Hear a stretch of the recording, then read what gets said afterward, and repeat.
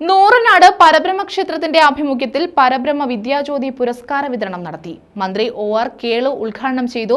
പുരസ്കാര വിതരണം MS Arunkumar MLA നിർവഹിച്ചു. നൂറനാട് പരബ്രഹ്മ ക്ഷേത്രത്തിലാണ് പരബ്രഹ്മ വിദ്യാജ്യോതി പുരസ്കാരങ്ങൾ സമ്മാനിച്ചത്. മന്ത്രി OR കേളു സമ്മേളനം ഉദ്ഘാടനം ചെയ്തു.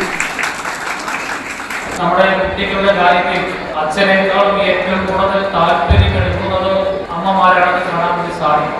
അതേപോലെ തന്നെ നമ്മുടെ നാട്ടിൽ ഗ്രാമസഭ വിളിച്ചു കഴിഞ്ഞാലും PTA യോഗം വിളിച്ചു കഴിഞ്ഞാലും ഒക്കെ അവിടെ കാണാൻ വേണ്ടി സാധിക്കുന്നതൊക്കെ നമ്മുടെ സ്ത്രീ സഹോദരിമാർക്ക് തന്നെ.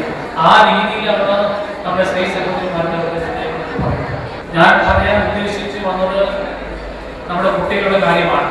ഇപ്പൊ നമ്മുടെ കുട്ടികളുടെ കാര്യത്തിൽ ആർക്കാണ് ശുഷ്കാന്തി ഇല്ലാത്തത് എന്ന് എല്ലാ അച്ഛനും എല്ലാ അമ്മയ്ക്കും എല്ലാ മാതാപിതാക്കൾക്കും നമ്മുടെ കുട്ടികളെ സംബന്ധിച്ച് വലിയ ഒരു ശുഷ്കാന്തിയുണ്ട്, വലിയ ഒരു ജാഗ്രതയുണ്ട്.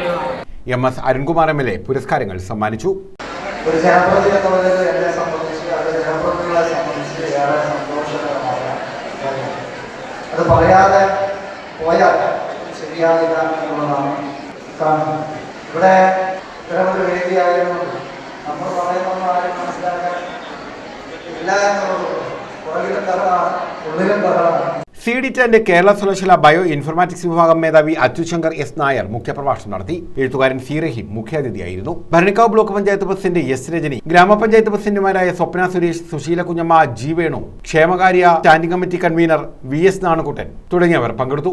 ക്ഷേത്ര ഭരണസമിതി പ്രസിഡന്റ് രാധാകൃഷ്ണൻ രാധാലയം അധ്യക്ഷത വഹിച്ചു. ക്ഷേത്ര ഭരണസമിതി സെക്രട്ടറി K. രമേശ് വിദ്യാജ്യോതി പുരസ്കാര പ്രഖ്യാപനം നിർവഹിച്ചു.